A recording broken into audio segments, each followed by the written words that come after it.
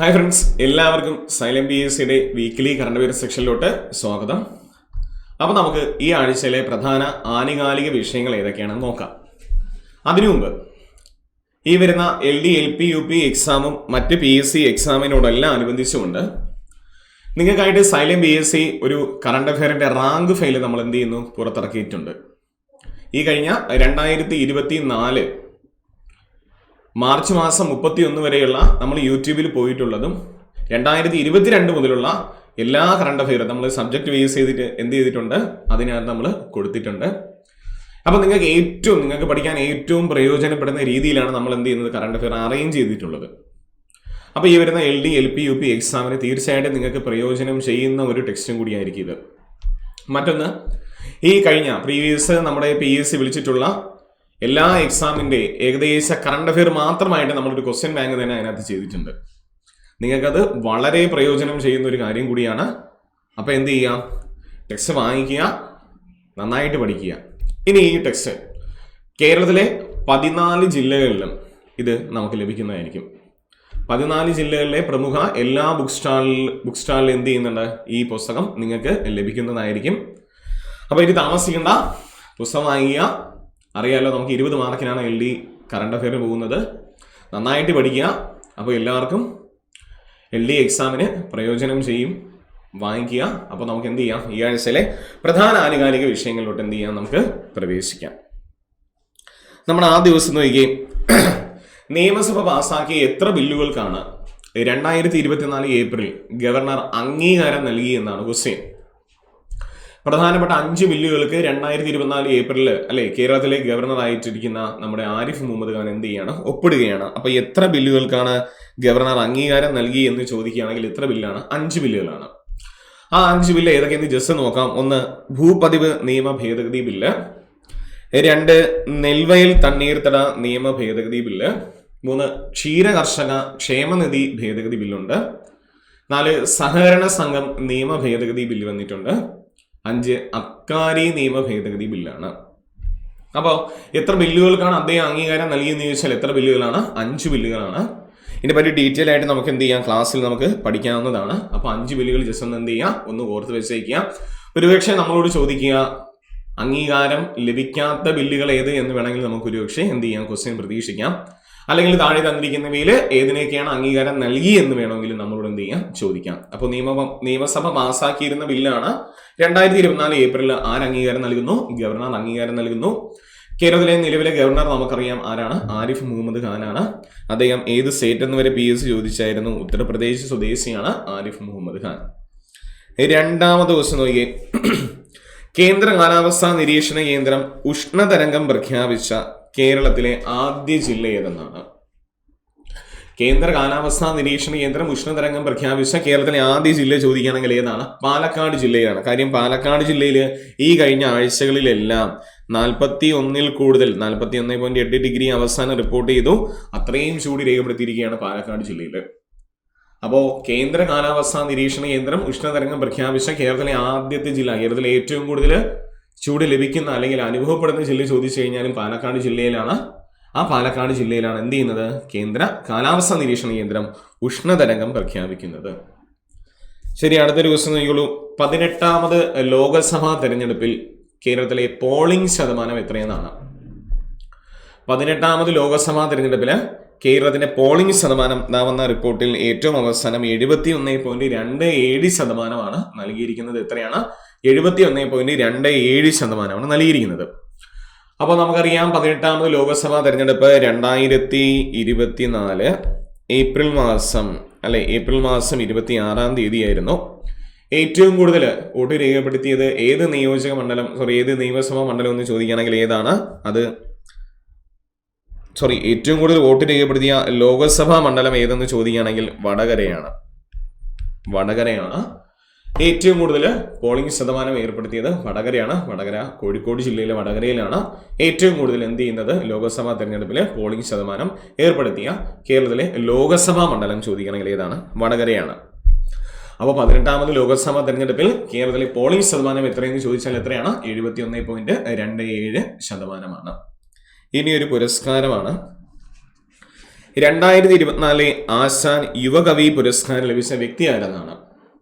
2024 ആശാൻ കുമാരൻ ആശാൻ യുവകവി പുരസ്കാരം ലഭിച്ച വ്യക്തി ചോദിക്കുകയാണെങ്കിൽ സുബിൻ അമ്പിത്തറയിലാണ്. അദ്ദേഹത്തിനാണ്. സുബിൻ അമ്പിത്തറയിൽ എന്ന് പറയുന്ന ഒരു വ്യക്തിക്കാണ് 2024 ആശാൻ യുവകവി പുരസ്കാരം ലഭിച്ചത്. ഏതാണ് പുസ്തകം എന്ന് ചോദിക്കുകയാണെങ്കിൽ ഉച്ചാന്തലമേലെ പുലർക്കാലെ എന്ന് പറയുന്ന പുസ്തകത്തിനാണ് അദ്ദേഹത്തിന് എന്ത് ചെയ്യുന്നത്? പുരസ്കാരം നൽകിയിരിക്കുന്നത്. ഒരുപക്ഷെ നമ്മളോട് എന്ത് ചെയ്യാം? പുസ്തകം ചോദിക്കാം. ഏതാണ്? ഉച്ചാന്തലമേലെ പുലർക്കാലെ എന്ന് പറയുന്ന പുസ്തകം അല്ലെങ്കിൽ കവിത ആരുടേതെന്ന് ചോദിക്കാം. ആരുടേതാണ്? സുബിൻ അമ്പിത്തറയിലിൻ്റെതാണ്. ഇനി കേരളത്തിലൊരു സ്കൂളിൽ നടപ്പിലാക്കുന്ന ഒരു പദ്ധതിയാണ്. കേരളത്തിലെ ഭിന്നശേഷി കുട്ടികൾക്കായി ഗ്രീൻ തെറാപ്പി ഗാർഡൻ സംവിധാനം നടപ്പിലാക്കിയ school ഏതെന്നാണ്?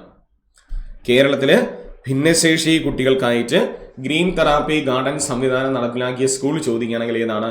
Madayi girls higher secondary സ്കൂളാണ്. മാടായി ഗേൾസ് ഹയർ സെക്കൻഡറി സ്കൂളിലാണ് കേരളത്തിൽ ആദ്യമായിട്ട് ഭിന്നശേഷി കുട്ടികൾക്കായിട്ട് ഗ്രീൻ തെറാപ്പി ഗാർഡൻ നടപ്പിലാക്കിയത്. അപ്പൊ ഇത് ഏത് ജില്ലയിലെന്ന് ചോദിക്കുകയാണെങ്കിൽ കണ്ണൂർ ജില്ലയിലാണ്. ഓർത്ത് വെച്ചേക്കുക. Madayi girls higher secondary school ഏത് ജില്ലയെന്ന് ചോദിച്ചാൽ ഏതാണ്? കണ്ണൂർ ജില്ലയിലാണ്. അപ്പൊ ഗ്രീൻ തെറാപ്പി ഗാർഡൻ ആണ് സംവിധാനം നടപ്പിലാക്കിയ കേരളത്തിലെ സ്കൂൾ ചോദിക്കുകയാണെങ്കിൽ കേരളത്തിലെ ആദ്യത്തെ ഏത് ജില്ലയിൽ എന്ന് ചോദിക്കുകയാണെങ്കിൽ ഏത് ജില്ലയിലാണ്? കണ്ണൂർ ജില്ലയിലാണ്. അടുത്ത ദിവസം നോക്കിയോളൂ. വീണ്ടും ഒരു പാഠ്യപദ്ധതിയാണ്. ദേശീയ വിദ്യാഭ്യാസ നയപ്രകാരം അംഗനവാടി കുട്ടികൾക്കായി കേന്ദ്ര വനിതാ ശിശുക്ഷേമ മന്ത്രാലയം പുറത്തിറക്കിയ പുതിയ പാഠ്യപദ്ധതിയാണ്. അപ്പോൾ ദേശീയ വിദ്യാഭ്യാസ നയപ്രകാരം, ദേശീയ വിദ്യാഭ്യാസ നയം 2020 നമ്മൾ ഒത്തിരി ക്ലാസ്സുകളിൽ പറഞ്ഞിട്ടുള്ളതാണ് അല്ലെ. ഒന്നുകൂടി ഓർമ്മപ്പെടുത്തുന്നു. 5+3+3+4 ആണ് അതിന്റെ പാറ്റേൺ ആയിട്ട് വരുന്നത്. നമ്മളോട് ചോദിക്കും. അപ്പോൾ അതിനായിട്ട് കേന്ദ്ര വനിതാ ശിശുക്ഷേമ മന്ത്രാലയം പുറത്തിറക്കിയ പുതിയ പാഠ്യപദ്ധതി ഏതെന്ന് ചോദിക്കുകയാണെങ്കിൽ ഏതാണ്? ആദർശശില പദ്ധതിയാണ്. പുറത്തിറക്കിയതാണ് ആദർശശില പദ്ധതിയാണ്.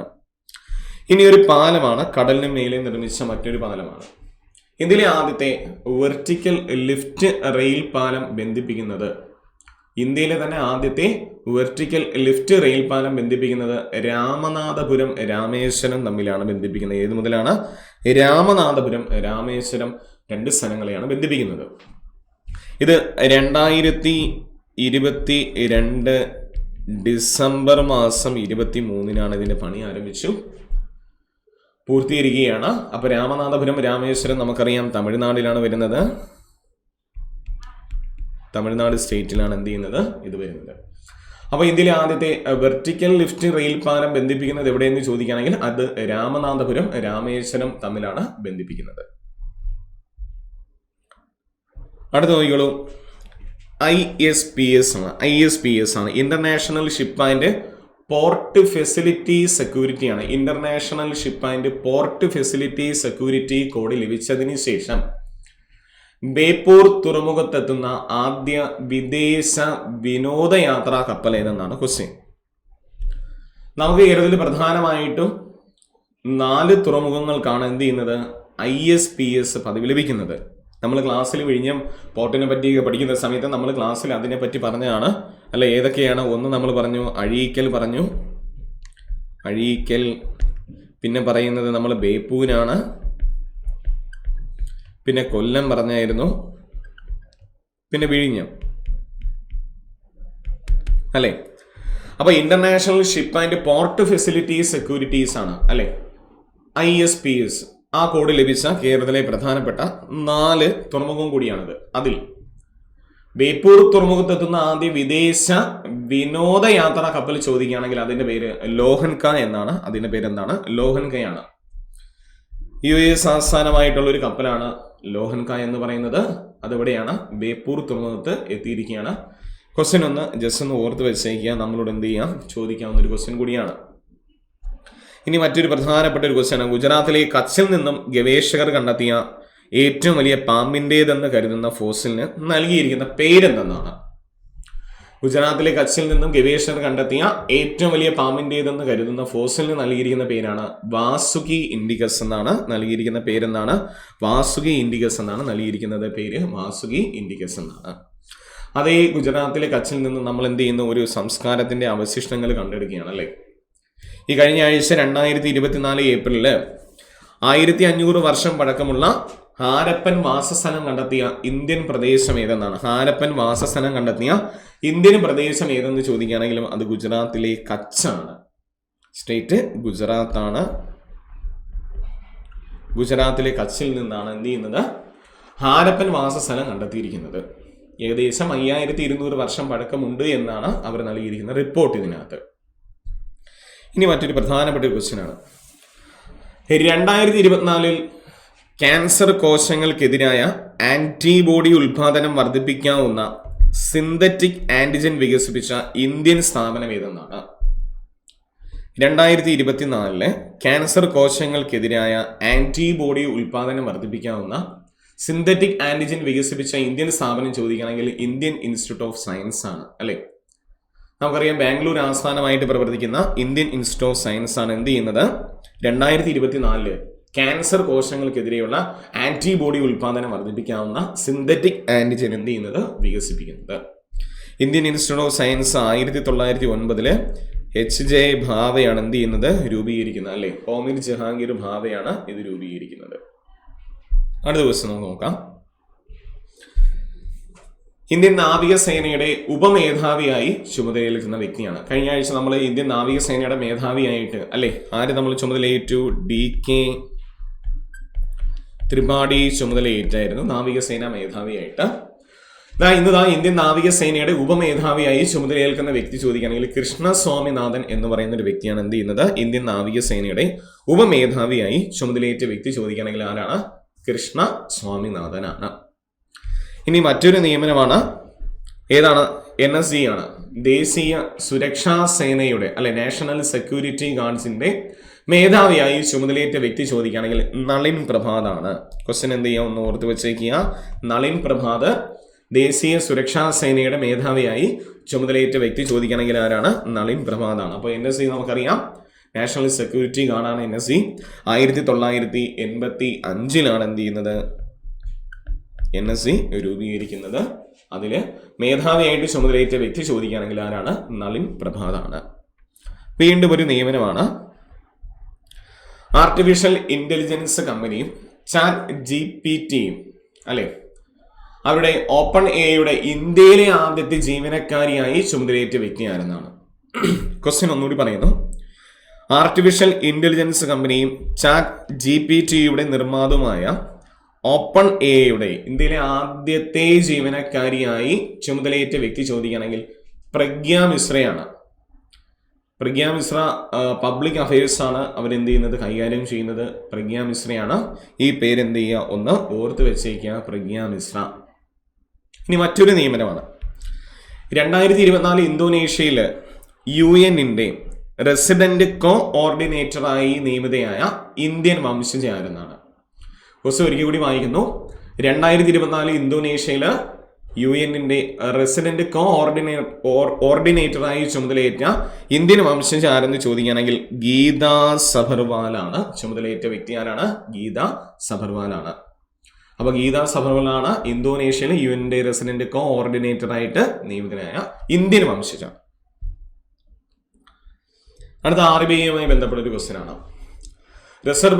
റിസർവ് ബാങ്കിന്റെ പ്രോഗ്രാമബിൾ നോക്കിക്കോളൂ CBDC പൈലറ്റ് പദ്ധതി. കർഷകർക്ക് വായ്പ നൽകുന്ന ഒരു പദ്ധതിയാണ് CBDC പൈലറ്റ് പദ്ധതി എന്ന് പറയുന്നത്. ഇത് ആദ്യമായിട്ട് പ്രോഗ്രാമബിൾ CBDC പൈലറ്റ് പ്രോജക്റ്റ് ആണ്.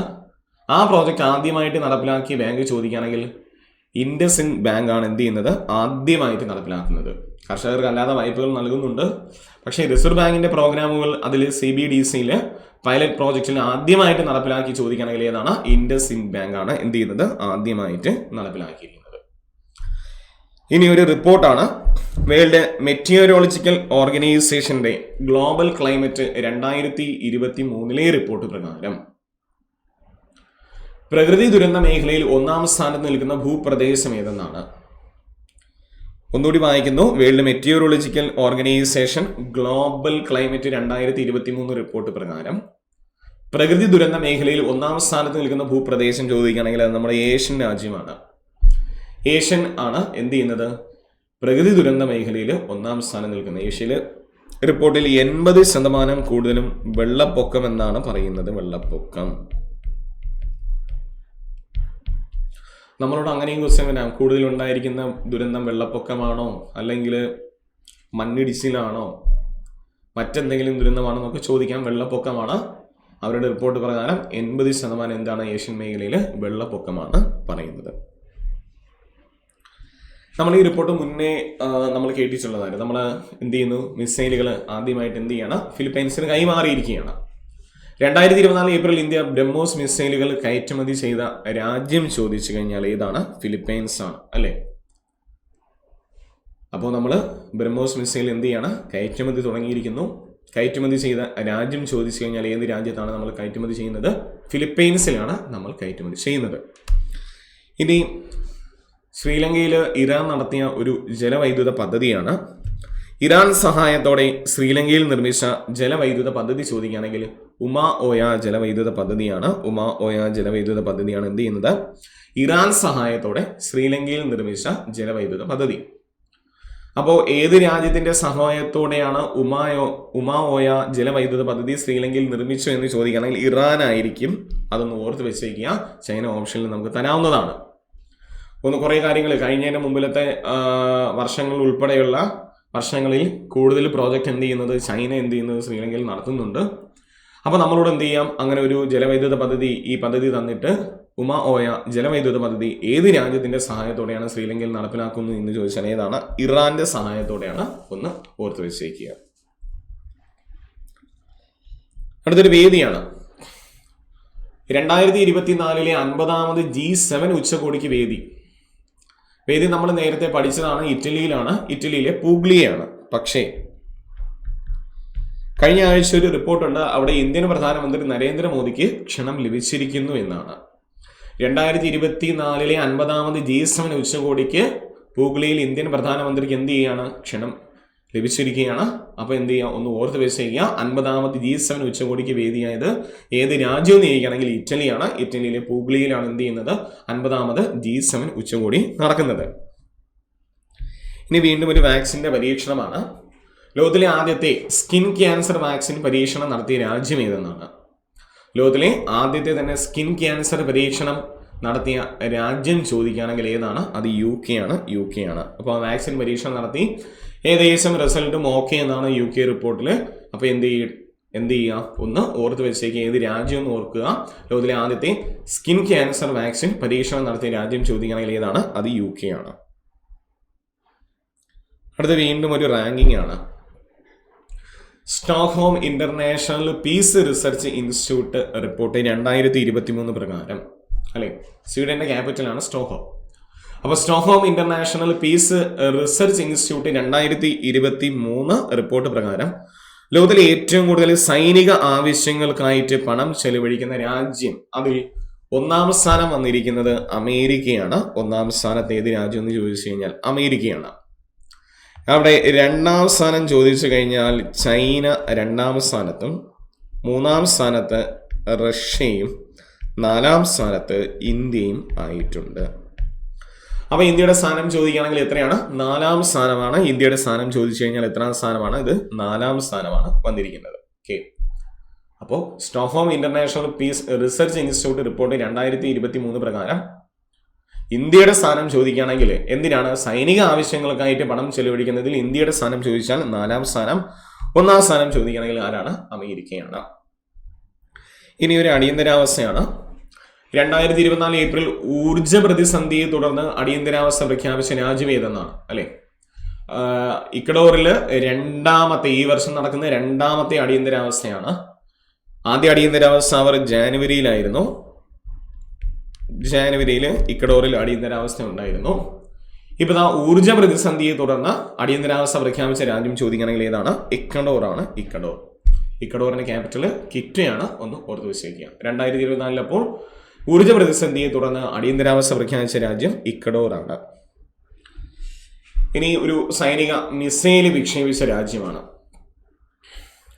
2024 ഏപ്രിൽ ഹോസൽ 1 റാത്രി, മറ്റൊന്ന് പ്യോൾജി 1-2 എന്നീ മിസൈലുകൾ വിക്ഷേപിച്ച രാജ്യം ചോദിച്ചു കഴിഞ്ഞാൽ ഉത്തര കൊറിയയാണ്. ഉത്തര കൊറിയ മിസൈൽ പരീക്ഷണം വിജയിച്ചതായി റിപ്പോർട്ട് നൽകിയിട്ടുണ്ട്. അപ്പോൾ 2024 ഏപ്രിലിൽ ഹാസൽ 1 റാത്രി എന്ന് പറയുന്നതും പ്യോൾജി 1-2 എന്നീ മിസൈലുകൾ വിക്ഷേപിച്ച രാജ്യം ഏതാണ്? ഉത്തര കൊറിയയാണ്. ഇനി ചൈനയുടെ ഒരു അറ്റ്ലസ് അവർ പുറത്തിറക്കി. ലോകത്ത് ആദ്യമായിട്ട് ചന്ദ്രന്റെ സമ്പൂർണ്ണ ഹൈ ഡെഫിനിഷൻ അറ്റ്ലസ് പുറത്തിറക്കുന്ന രാജ്യം ചോദിക്കുകയാണെങ്കിൽ ആരാണ്? ചൈനയാണ്. അപ്പോൾ ചന്ദ്രനെ പറ്റി കൂടുതൽ പഠിക്കുവാനും കൂടുതൽ നമുക്ക് ഗവേഷണങ്ങൾ നടത്തുവാനും അതുമായി ബന്ധപ്പെട്ട കാര്യങ്ങൾക്ക് ഉപകരിക്കും എന്നുള്ള രീതിയിലാണ് എന്ത് ചെയ്യുന്നത്, ഈ അറ്റ്ലസ് അവർ പുറത്തിറക്കി. അപ്പോൾ ലോകത്ത് ആദ്യമായിട്ട് ചന്ദ്രന്റെ സമ്പൂർണ്ണ ഹൈ ഡെഫിനിഷൻ അറ്റ്ലസ് പുറത്തിറക്കുന്ന രാജ്യം ചോദിക്കുകയാണെങ്കിൽ ചൈനയാണ്. ചൈന ഇന്നൊരു റിപ്പോർട്ടുണ്ട്, ബഹിരാകാശത്ത് അവർ സൈനിക താവളം സെറ്റ് ചെയ്യാൻ പോവുകയാണെന്ന്, അല്ലേ? ബഹിരാകാശത്ത് സൈനിക താവളം സെറ്റ് ചെയ്യാനായിട്ട് ചൈന പോകുന്നതായിട്ട് അത് റിപ്പോർട്ട് വന്നിട്ടുണ്ട്. അപ്പോൾ ലോകത്തിന് ആദ്യമായിട്ട് ചന്ദ്രന്റെ സമ്പൂർണ്ണ ഹൈ ഡെഫിനിഷൻ അറ്റ്ലസ് പുറത്തിറക്കിയ രാജ്യം ചോദിച്ചു കഴിഞ്ഞാൽ ആരാണ്? ചൈനയാണ്. ഇനി നമുക്ക് ഈ ആഴ്ചയിലെ പ്രധാന ദിനങ്ങളാണ്. ഈ ആഴ്ചയിലെ പ്രധാന ദിനങ്ങൾ, അല്ലേ? 2024 ഏപ്രിൽ മാസം 23, ഏപ്രിൽ 23 നമ്മൾ എന്ത് ദിനമായിട്ട് ആചരിക്കുന്നു എന്ന് ചോദിച്ചാൽ ലോക പുസ്തക ദിനമായിട്ട് ആചരിക്കുന്നത് എന്ന് ചോദിച്ചാൽ എന്താണ്? ഏപ്രിൽ മാസം 23 തീയതിയാണ് ലോക പുസ്തക ദിനം. നമ്മളോട് PSC ചോദിച്ചിട്ടുള്ള ഒരു ദിനമാണ് ദേശീയ പഞ്ചായത്തി രാജ് ദിനം, അല്ലെ? ദേശീയ പഞ്ചായത്തി രാജ് ദിനം എന്നാണ്. ഏപ്രിൽ മാസം 24 തീയതിയാണ് ദേശീയ പഞ്ചായത്തി രാജ് ദിനമായിട്ട് നമ്മൾ ആചരിക്കുന്നു, അല്ലെ? ഇന്ത്യയില് ത്രിതല പഞ്ചായത്ത്, അല്ലെ?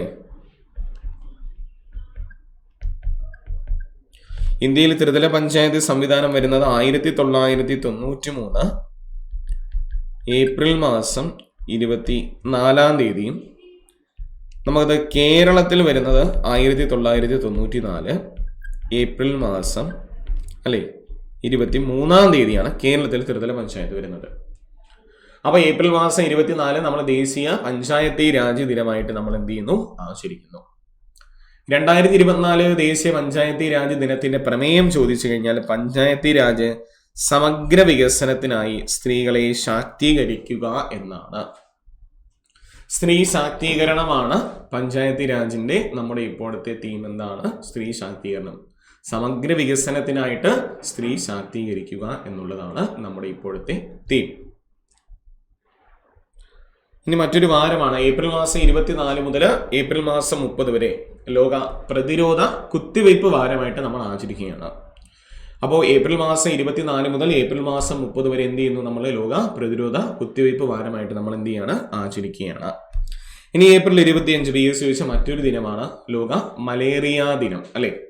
ലോക മലേറിയ ദിനം ചോദിക്കുകയാണെങ്കിൽ ഏപ്രിൽ മാസം 25 തീയതിയാണ് ലോക മലേറിയ ദിനമായിട്ട് നമ്മൾ എന്ത് ചെയ്യുന്നത്? ആചരിക്കുന്നു. എന്താണ് 2024 ഏപ്രിൽ 25 ലോക മലേറിയ ദിനത്തിന്റെ തീം ചോദിക്കുകയാണെങ്കിൽ തുല്യതയാർന്ന ലോകത്തിനായിട്ട് മലേറിയക്കെതിരെയുള്ള പോരാട്ടം ത്വരിതപ്പെടുത്തുക എന്നാണ് നമ്മുടെ ഇപ്രാവശ്യത്തെ തീം. ലോക മലേറിയ ദിനം 2007 മുതലാണ് എന്ത് ചെയ്യുന്നത്? ആചരിച്ചു വരുന്നത് 2007 മുതലാണ്. അപ്പൊ എന്നാണ് ലോക മലേറിയ ദിനം ചോദിക്കുകയാണെങ്കിൽ ഏപ്രിൽ മാസം 25 ലോക മലേറിയ ദിനമായിട്ട് ആചരിക്കുന്നത്.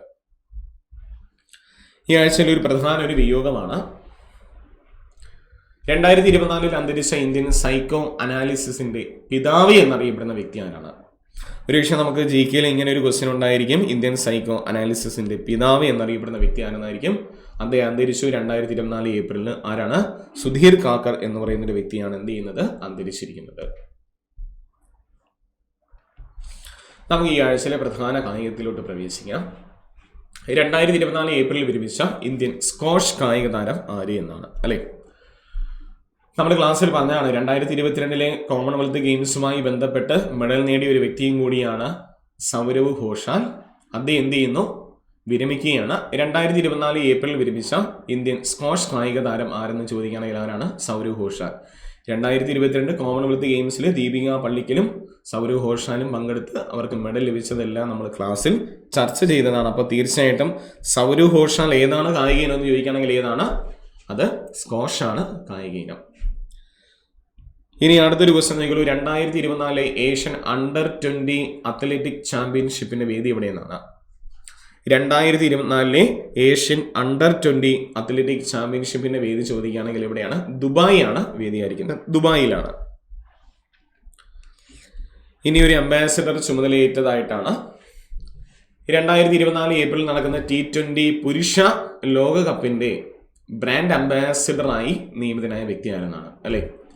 നമ്മൾ ഇതും കൂട്ടി മൂന്നാമത്തെ ഒരു ബ്രാൻഡ് അംബാസിഡർ ആണ് വരുന്നത് അല്ലേ. യുവരാജ് ഉണ്ടായിരുന്നു, യുവരാജ് ബ്രാൻഡ് അംബാസിഡർ ആണ്. പിന്നെ ക്രിസ് ഗെയിൽ ബ്രാൻഡ് അംബാസിഡറായി. ഇപ്പോൾ ഉസൈൻ ബോൾട്ടുമായി. അപ്പൊ T20 പുരുഷ ലോകകപ്പ് 2024 നടക്കുകയാണ്. അതിന്റെ ബ്രാൻഡ് അംബാസിഡറായി നിയമിതനായ വ്യക്തി ചോദിക്കുകയാണെങ്കിൽ ഉസൈൻ ബോൾട്ടാണ് അല്ലെ. ജമൈക്കൻ ഓട്ടക്കാരനാണ് ഉസൈൻ ബോൾട്ടും ബ്രാൻഡ് അംബാസിഡറായി ചുമതലയേറ്റു. 3 പേര് ഇപ്പം നിലവിൽ ബ്രാൻഡ് അംബാസിഡറായി ചുമതലയേറ്റതുകൊണ്ട് PSC നമ്മളോട് താഴെ തന്നിരിക്കുന്നത് അല്ലാത്തത് ആരെന്ന് വേണമെങ്കിൽ ചോദിക്കാം. 4 ഓപ്ഷൻ ഉണ്ട്. അപ്പൊ അതിലൊരു വ്യക്തി അല്ലാത്ത, അപ്പൊ ആരൊക്കെയാണ് ആയി എന്ന് ഓർക്കുക. Yuvraj Singh, Chris Gayle west Indies ആണ് മറ്റൊന്ന് അല്ലെ. ക്രിസ് ഗെയിൽ വെസ്റ്റ് ഇൻഡീസിലെ കളിക്കാരനാണ്. ഉസൈൻ ബോൾട്ട് ഏത് രാജ്യമാണ്? ജമൈക്കയാണ്. ഓർത്ത് വെച്ചേക്കുക. നെക്സ്റ്റ് 2024 ലോക അമ്പെയ്ത്ത് മത്സരത്തിൽ ഹാട്രിക് സ്വർണം നേടിയ ഇന്ത്യൻ താരം ആരെന്നാണ്. 2024 ലോക അമ്പെയ്ത്ത് മത്സരത്തിൽ ഹാട്രിക് സ്വർണം നേടിയ ഇന്ത്യൻ താരം ചോദിക്കുകയാണെങ്കിൽ അമ്പെയ്ത്തിൽ ജ്യോതി സുരേഖവെണ്ണമാണ് അല്ലെ. ജ്യോതി സുരേഖവെണ്ണം ലോക അമ്പെയ്ത്ത് മത്സരത്തിന്റെ വേദി 2024 ഷാങ്ഹായി ആണ് വേദി. അതിൽ ജ്യോതി സുരേഖവെണ്ണം എന്ത് ചെയ്യാണ്? ഹാട്രിക് നേടുകയാണ്. ഒരുപക്ഷെ ജ്യോതി സുരേഖവെണ്ണം ഏതാണ് കായിക ഇനം എന്ന് ചോദിക്കുകയാണെങ്കിൽ ഏതാണ്? അമ്പെയ്ത്ത് ആണ് കായിക ഇനം. 2023 എവിടെയായിരുന്നു വേദി? മെക്സിക്കോ ആയിരുന്നു. 2023 വേദി മെക്സിക്കോ ആയിരുന്നു. അമ്പെയ്ത്ത് മത്സരത്തിന്റെ വേദി മെക്സിക്കോ. അപ്പൊ 2024 ലോക അമ്പെയ്ത്ത് മത്സരത്തിൽ ഹാട്രിക് സ്വർണം നേടിയ ഇന്ത്യൻ താരമാരാണ്? ജ്യോതി സുരേഖവെണ്ണമാണ്. മറ്റൊരു പ്രധാനപ്പെട്ട ഒരു ക്വസ്റ്റ്യൻ ആണ്. 2024 കാൻഡിഡേറ്റ്സ് ചെസ് ടൂർണമെന്റിൽ കിരീടം നേടിയ ഇന്ത്യക്കാരനാണ്. 2024 കാൻഡിഡേറ്റ്സ് ചെസ് ടൂർണമെന്റിൽ കിരീടം നേടിയ ഇന്ത്യക്കാരൻ ചോദിച്ചു കഴിഞ്ഞാൽ ഡി ഗുഗേഷ് ആണ്. ഡി ഗുഗേഷ് 2 പ്രധാനപ്പെട്ട കാര്യങ്ങളാണ് ഇവിടെ സംഭവിച്ചു. ഒന്ന്, കാൻഡിഡേറ്റ്സ് ചെസ് ടൂർണമെന്റിൽ കിരീടം നേടിയതുകൊണ്ട് ഡി ഗുഗേഷിന് ലോക ചെസ് ചാമ്പ്യൻഷിപ്പിൽ എന്ത് ചെയ്യുന്നു? മത്സരിക്കുന്നു.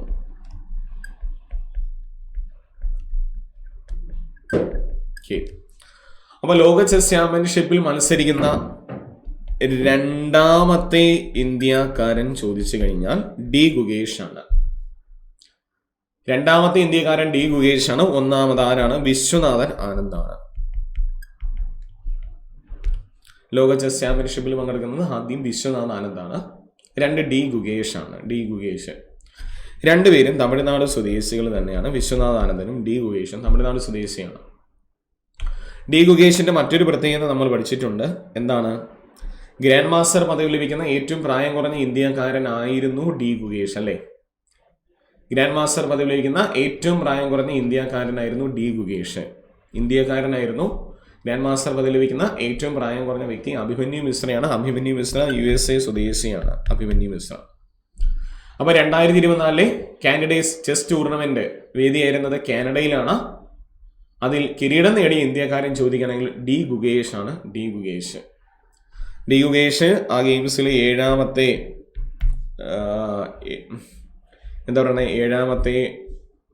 ഗെയിംസിൽ അദ്ദേഹം തോൽക്കുകയാണ്. ആ തോറ്റ ഒരു ഗെയിംസ് ആയിരുന്നു അദ്ദേഹത്തിന് പ്രചോദനം നൽകിയെന്നാണ് അദ്ദേഹം പറഞ്ഞത്. അപ്പോൾ ഇതുവരെ പറഞ്ഞ കാര്യങ്ങളെല്ലാം ഓക്കെയാണെന്ന് ഞാൻ പ്രതീക്ഷിക്കുന്നു. നമുക്ക് കഴിഞ്ഞ ആഴ്ച നമ്മൾ തന്ന 5 ക്വസ്റ്റ്യൻ അതിന്റെ ആൻസർ നമുക്ക് ഈ ആഴ്ചത്തെ ക്വസ്റ്റ്യൻ ഒന്ന് നോക്കാം. നമ്മൾ അതിൽ തന്നെ ആദ്യ ക്വസ്റ്റ്യൻ ഏതാ? ഇന്ത്യയിലെ കടുവകളുടെ സെൻസസ് റിപ്പോർട്ട് പ്രകാരം ഏറ്റവും കൂടുതൽ കടുവകൾ കാണപ്പെടുന്ന സംസ്ഥാനം ചോദിച്ചു കഴിഞ്ഞാൽ ഏതാണ്? മധ്യപ്രദേശാണ്. 2, ഇന്ത്യ തദ്ദേശീയമായി നിർമ്മിച്ച് നീറ്റിലിറക്കിയ 6ാമത്തെ യുദ്ധക്കപ്പൽ ചോദിച്ചു കഴിഞ്ഞാൽ അത് വിന്ധ്യഗിരിയാണ്. വിന്ധ്യഗിരി. ഇന്ദിരാഗാന്ധിയുടെ ജീവിതം പ്രമേയമായി പുറത്തിറങ്ങുന്ന എമർജൻസി എന്ന സിനിമയിൽ ഇന്ദിരാഗാന്ധിയുടെ വേഷം ചെയ്യുന്ന വ്യക്തി ചോദിക്കുകയാണെങ്കിൽ ആരാണ്? കങ്കണ റാവത്താണ് ഇന്ദിരാഗാന്ധിയുടെ വേഷം ചെയ്യുന്നത്. കങ്കണ റാവത്താണ്. ഇനി 2023 G20 ചലച്ചിത്രമേളയുടെ ഉദ്ഘാടന ചിത്രം ഏതെന്ന് ചോദിക്കുകയാണെങ്കിൽ ഏതാണ്? പഥേർ പാഞ്ചാലിയാണ് ഉദ്ഘാടന ചിത്രം അല്ലെ. സത്യജിത് റായുടെ പഥേർ പാഞ്ചാലിയാണ്. ഇനി മറ്റൊന്നായിരുന്നു ന്യൂഡൽഹിയിലെ നെഹ്റു മെമ്മോറിയൽ മ്യൂസിയം ആൻഡ് ലൈബ്രറിയുടെ പുതിയ പേര് ചോദിച്ചു കഴിഞ്ഞാൽ prime ministers museum and library society എന്നാണ് അതിൻ്റെ പുതിയ പേര്. ലൈബ്രറി സൊസൈറ്റി എന്നാണ് അതിൻ്റെ പുതിയ പേര്. ഇനി നമുക്ക് ഈ ആഴ്ചയിലെ പ്രധാന 5 ക്വസ്റ്റ്യൻ നമുക്ക് നോക്കാം. അതിലൊന്ന്, ഇന്ത്യയിലെ ആദ്യ സമ്പൂർണ്ണ ഭരണഘടനാ സാക്ഷരതാ ജില്ല ഏതെന്നാണ്. ഇന്ത്യയിലെ ആദ്യത്തെ സമ്പൂർണ്ണ ഭരണഘടനാ സാക്ഷരതാ ജില്ല. 2, കേരളത്തിന്റെ ഏത് പദ്ധതിയാണ് തമിഴ്നാട്ടിൽ പുന്നകൈ എന്ന പേരിൽ നടപ്പിലാക്കാൻ ഒരുങ്ങുന്നത്? പുന്നകൈ എന്ന പേരിൽ തമിഴ്നാട്ടിൽ നടപ്പിലാക്കുന്ന കേരളത്തിന്റെ ഒരു പദ്ധതിയുണ്ട്. 3, ഭാരതത്തിന്റെ ഏത് സേനയുടെ പതാകയാണ് 2023 പുതുക്കിയത് എന്നാണ്. ഭാരതത്തിന്റെ ഏത് സേനയുടെ പതാകയാണ് 2023 പുതുക്കിയത്? 4, രാഷ്ട്രപതി ദ്രൗപദി മുർമുവിന്റെ ജീവിതകഥ പറയുന്ന പുസ്തകം ഏതെന്നാണ് ക്വസ്റ്റ്യൻ.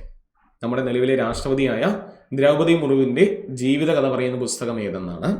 5, ഇന്ത്യയുടെ പഴയ പാർലമെന്റ് മന്ദിരത്തിന്റെ പുതിയ പേരെന്നാണ്. ഇന്ത്യയുടെ പഴയ പാർലമെന്റ് മന്ദിരം നിലവിൽ അറിയപ്പെടുന്നത് ഏത് പേരിലെന്നാണ്.